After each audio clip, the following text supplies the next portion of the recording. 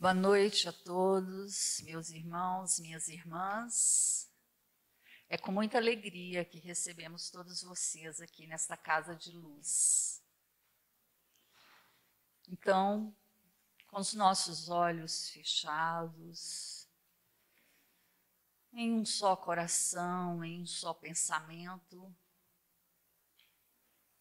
e vamos buscar as fontes divinas do nosso Pai,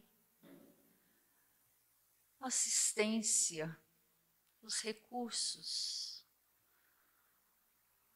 do nosso Pai maior. Gratidão, ó Deus querido, por estarmos aqui agora. Gratidão pelo dom da vida. Agradecemos a Jesus, nosso Mestre, que a sua luz se faça presente nesta hora, envolvendo a todos nós. Ó Mestre querido, abençoe-nos, abençoe a todos que aqui estão, encarnados, desencarnados. Abençoe aquele que partiu da pátria espiritual. A todos que estão em busca do teu lenitivo, a cura, que através dos nossos amigos, benfeitores, todos possam receber, nesta hora, o remédio, a tranquilidade, que todos sejam livres dos sentimentos de angústia, de depressão. Ó Pai, glória a Deus nas alturas e paz na terra aos homens. Que a tua paz envolva a humanidade inteira. As nossas rogativas são para aqueles que sofrem, a todos que estão passando por privações, por dificuldades. Que a tua bondade, tua misericórdia alcance a todos. Fica conosco, Senhor,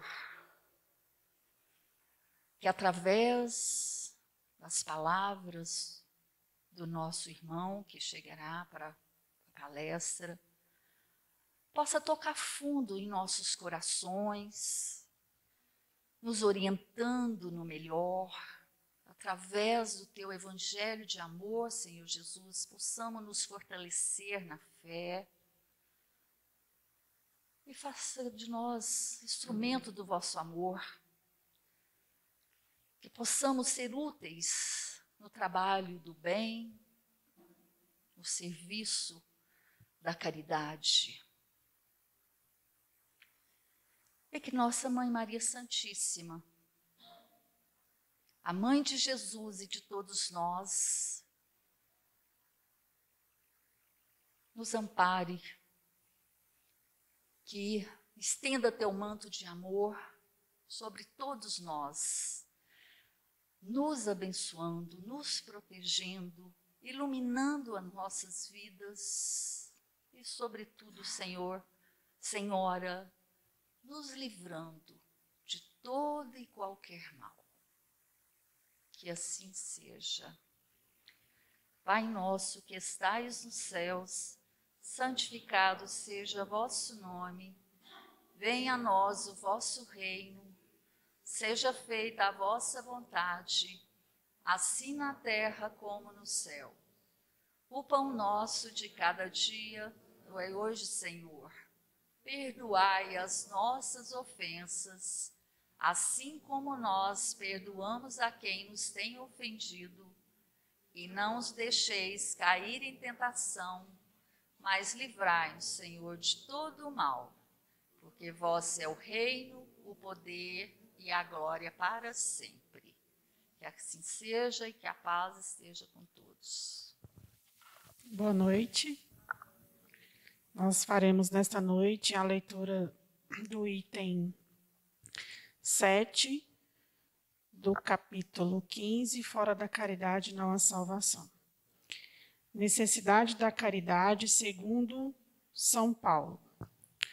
O apóstolo Paulo compreendeu tão claramente esta grande verdade que disse: ainda que eu tivesse a linguagem dos anjos, e ainda que eu tivesse o dom de profecia, e penetrasse em todos os mistérios, e ainda que tivesse toda a fé possível, capaz de transportar montanhas, se não tiver caridade, nada serei.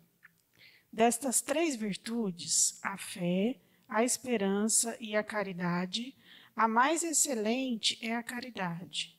Coloca, assim, com clareza, a caridade até mesmo acima da fé, porque a caridade está ao alcance de todos, do inculto, do sábio, do rico, do pobre, e é independente de toda crença particular.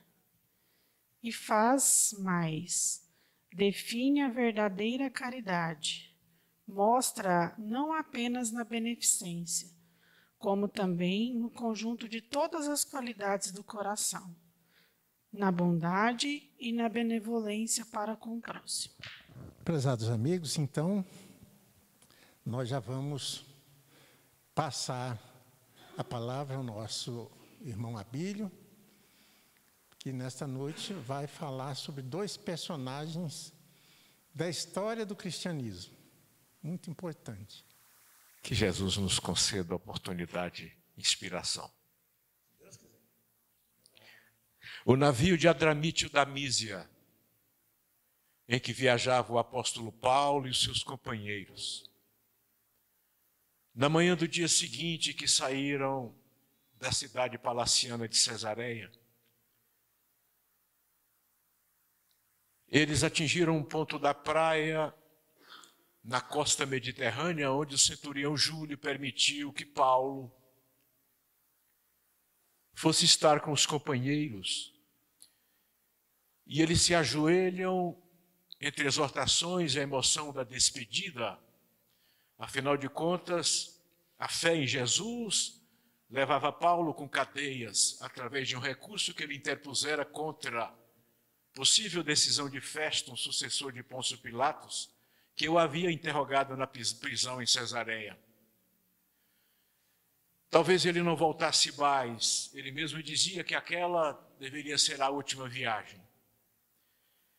E esse texto da epístola lida como preparação nesta noite sobre a fé, a esperança e a caridade, é bem a sugestão de uma das noites quando ele pega de uma caneta espécie de pincel e pode pergaminhar estes textos que seriam dos últimos ou penúltimos.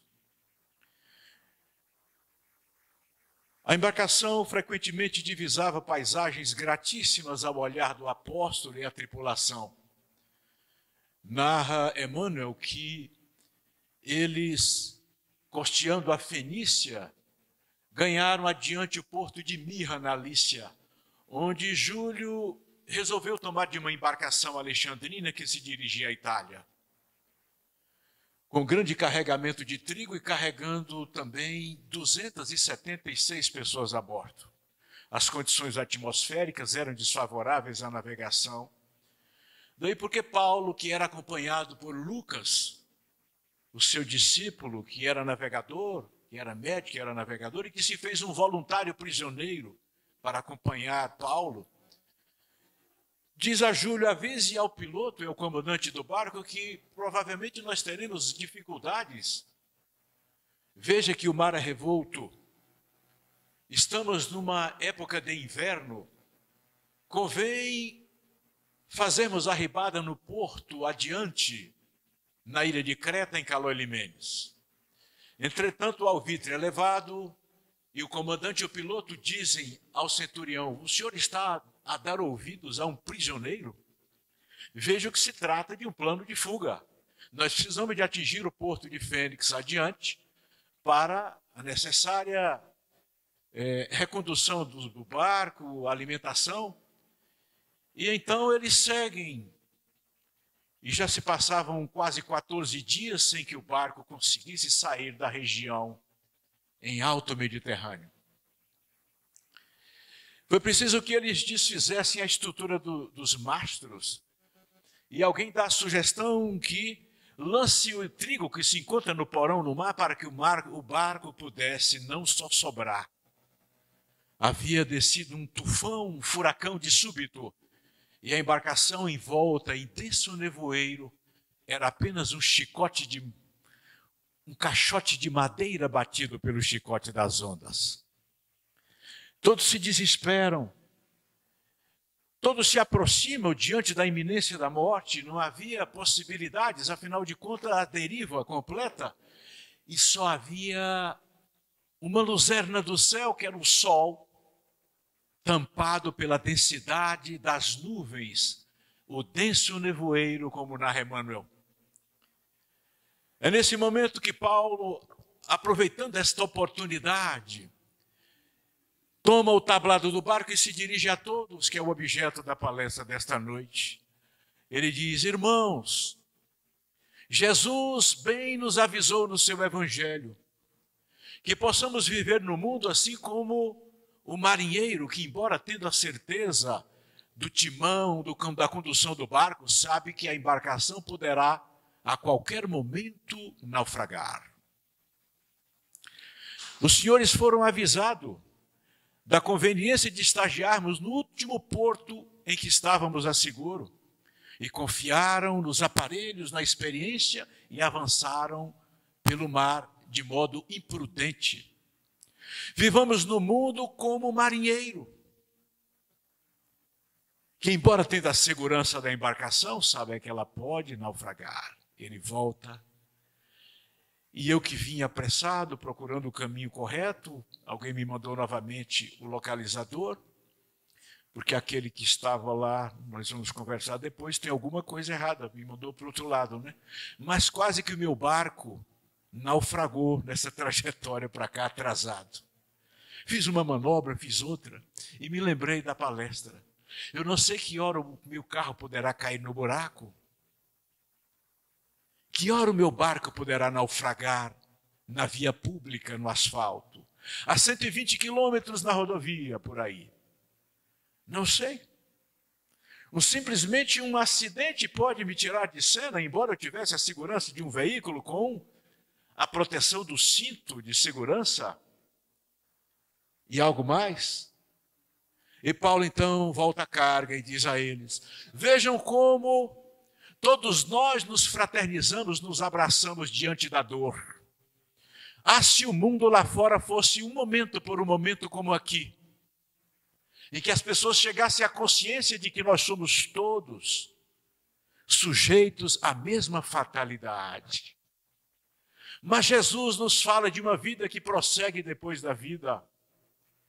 Veja que é nesse momento que nós nos tornamos humildes quando éramos soberbos. E Paulo está se dirigindo a uma tripulação variada de comerciantes da própria Fenícia, homens importantes, autoridades, soldados, mulheres, crianças, plutocratas da Fenícia, como diz Emmanuel.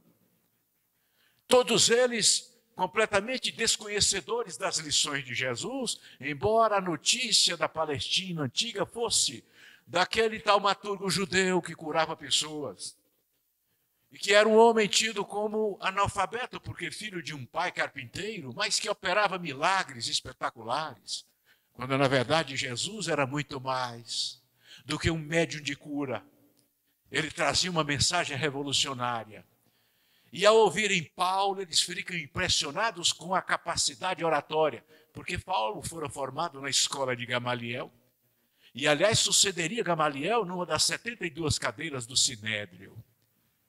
Quando, recordava-se Paulo enquanto dizia ao povo, quando naquele dia que ele adentrava, se aproximava, melhor assim, do pórtico da cidade de Damasco, uma luz mais intensa que a claridade do meio-dia, cindindo a própria luz do sol, traz numa catadupa a figura melancólica e majestosa de Jesus.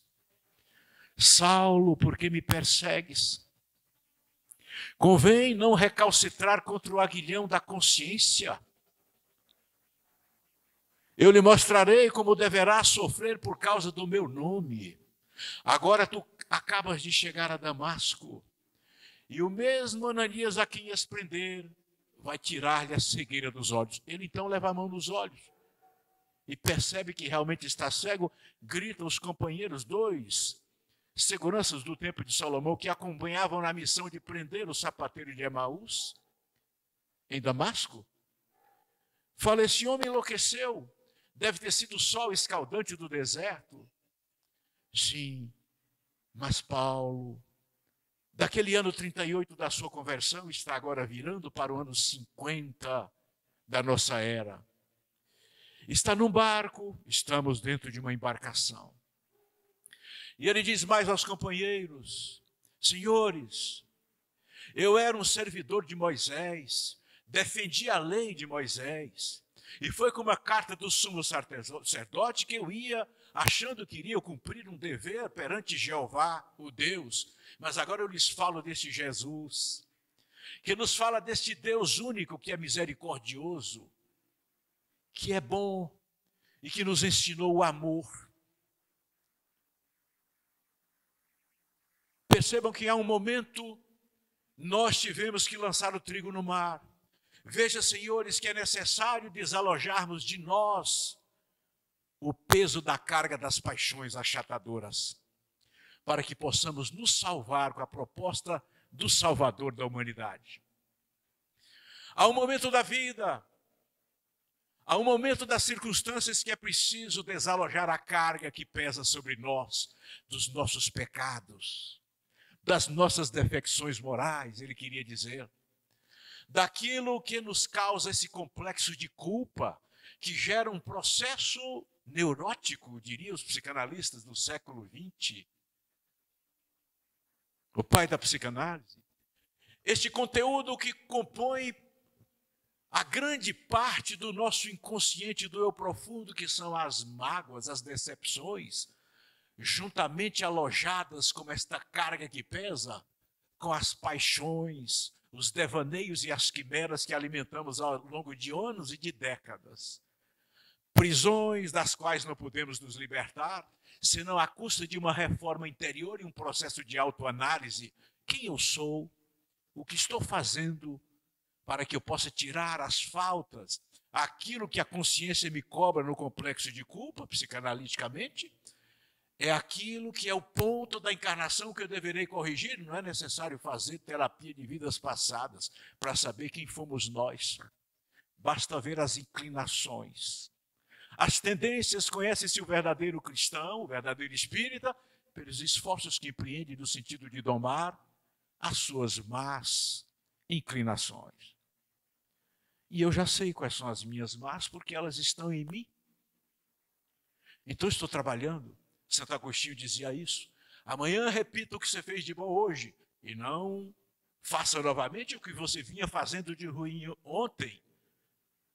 Anteontem, na semana passada, e agora que viramos o ano, no ano passado, nós estamos com um novo ano, 2022 é um ano novo.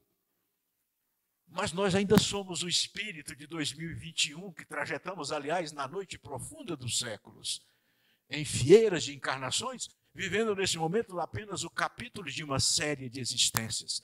Estamos aqui como um navio no estaleiro para sermos consertados por nós próprios, que somos artífices do nosso destino. Como dizia Jesus ao senador Públio Lentulus, lá atrás, no ano 33, à margem do Tiberíades, senador, tens agora a oportunidade de refazer todo o teu caminho, está porém no teu querer ou aceitá-lo agora, ou somente daqui a alguns milênios. Está no nosso querer. E voltamos com Paulo ao teatro do barco, onde ele diz, irmãos, senhores,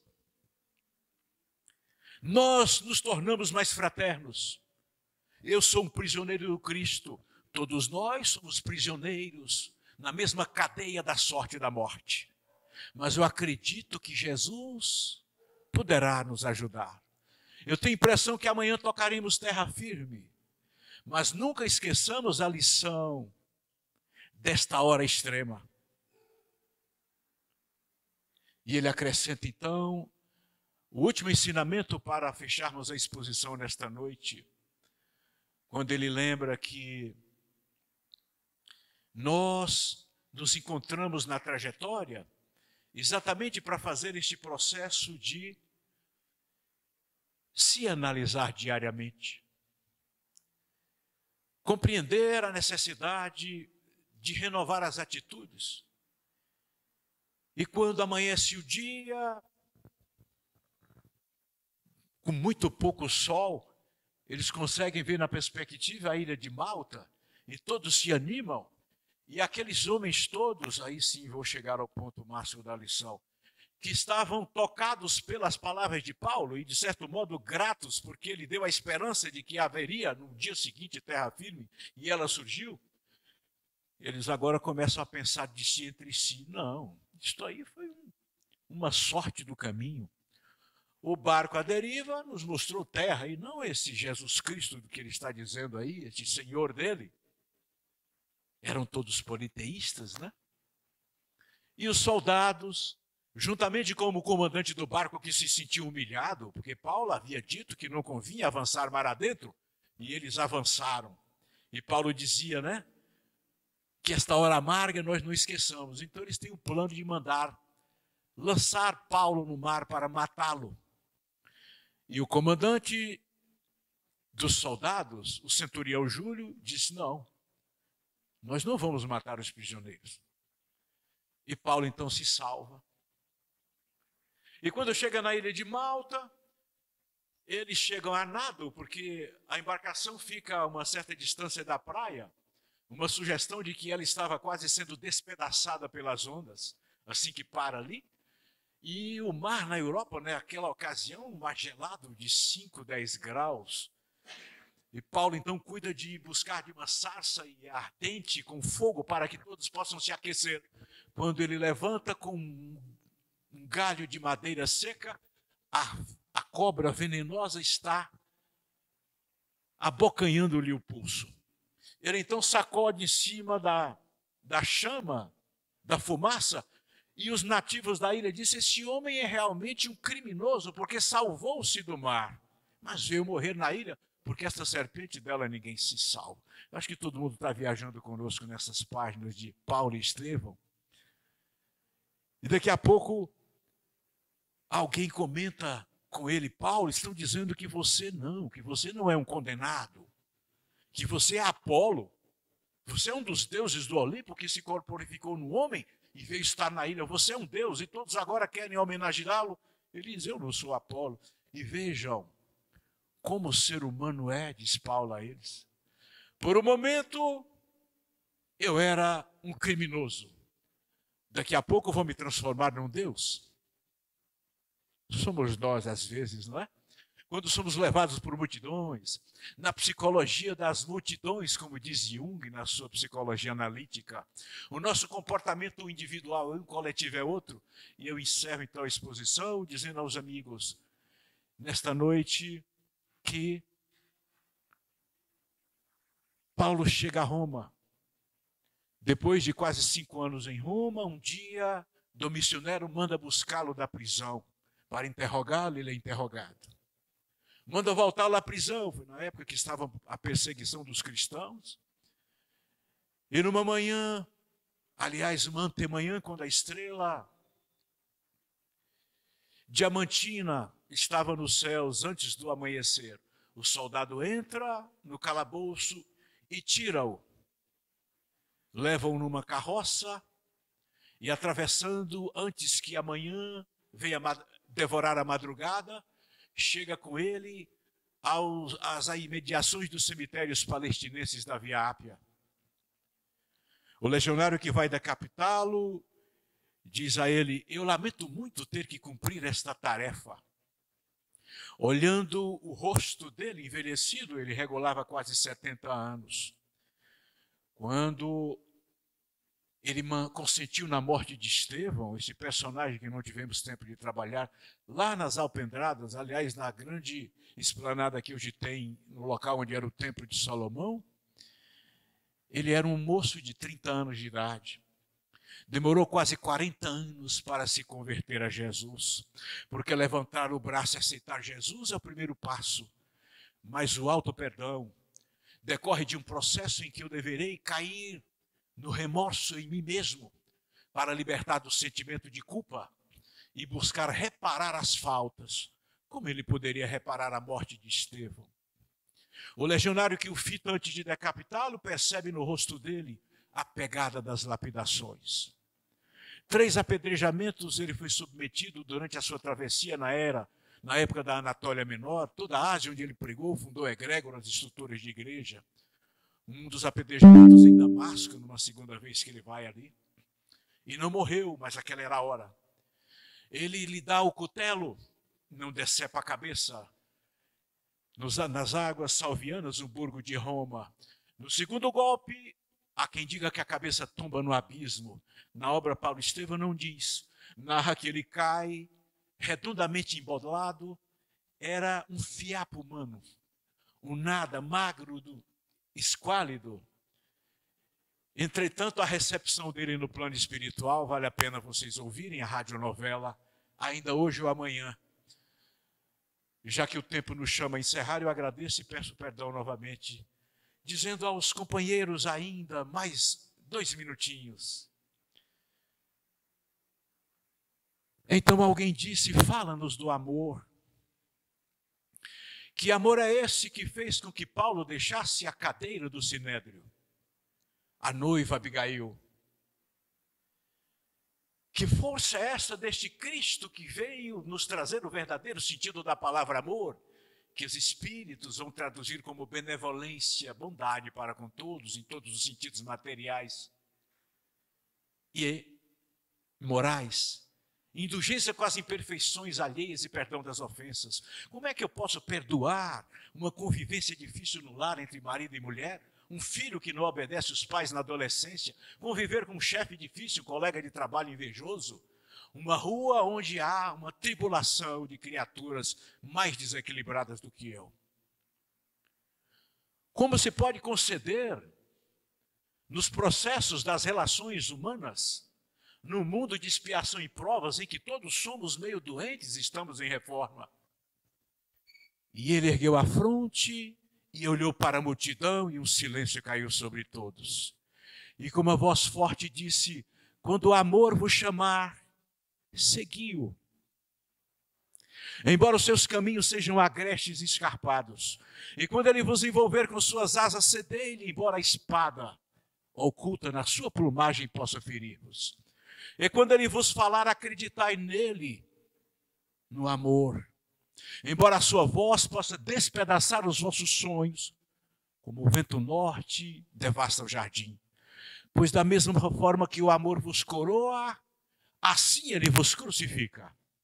E da mesma forma que contribui para o vosso crescimento, trabalha para a vossa poda.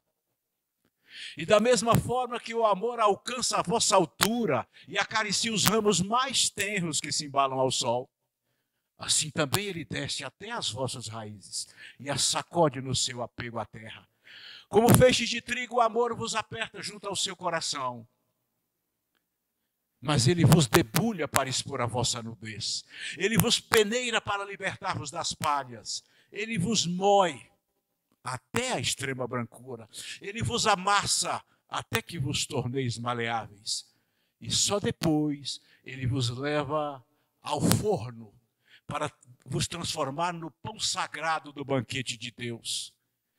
E Paulo foi transformado neste pão sagrado, nesta fornalha da existência, neste ocaso quando nem o corpo nos pertence, teremos que entregar, depois de ter sido moído, apedrejado, amassado em nome do amor, para fechar com esta página de Gibran, o poema do mesmo nome, recordando a todos nós que as convivências são um processo de se moer, de se conceder, de perdoar, de compreender, de tolerar.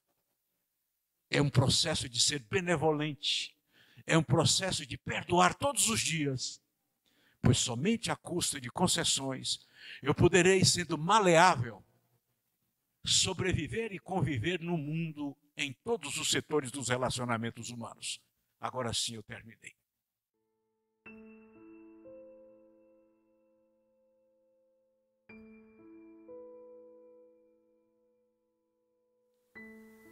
Na nossa mente aparece a figura do nosso Mestre Jesus, a figura da Mãe Maria Santíssima.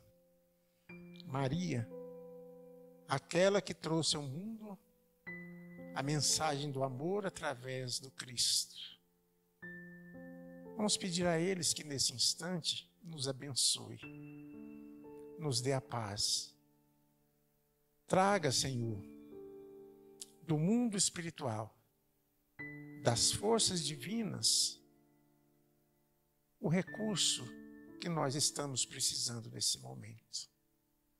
Abençoa as águas que estão junto a nós nesse instante.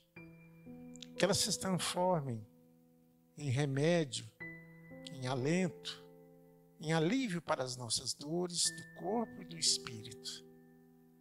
Abençoa, Senhor, a todos nós. Que a Tua luz divina direcione o nosso caminho para o bem e para a paz. Ajuda-nos, Senhor, a melhorar as nossas condições, a sermos de acordo com o Teu Evangelho nos ensina. A lei de amor, de paz, de caridade. Pai nosso que estais nos céus, santificado seja o vosso nome. Venha a nós o vosso reino. Seja feita a vossa vontade, assim na terra como nos céus. O pão nosso de cada dia nos dai hoje, Senhor. Perdoai as nossas ofensas, assim como nós perdoamos a quem nos tem ofendido. E não nos deixeis cair em tentação, mas livrai-nos, Senhor, de todo mal, porque vosso é o reino, o poder e a glória para sempre. Agradecendo esta oportunidade, agradecendo a palavra do nosso irmão que discorreu sobre o Evangelho para nós nesta noite, nós agradecemos, Senhor, e possa nos despedir em paz. Que assim seja.